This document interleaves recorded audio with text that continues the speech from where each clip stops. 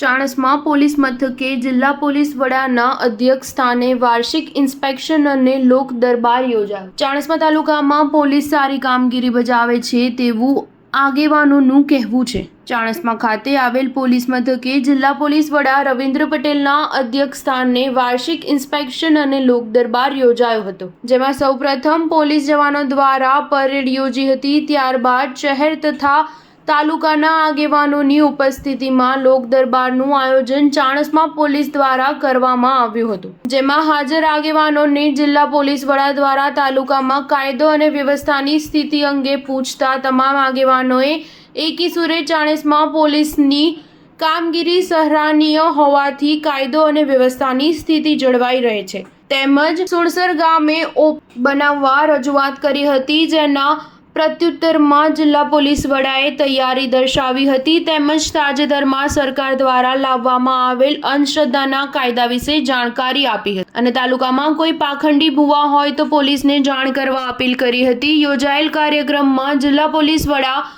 Ravindra Patel, DYSP Chaudhary, PISF Chavda સહિત police જવાનો અને શહેર તાલુકાના આગેવાનો હાજર રહ્યા હતા। Star news 7 Harij.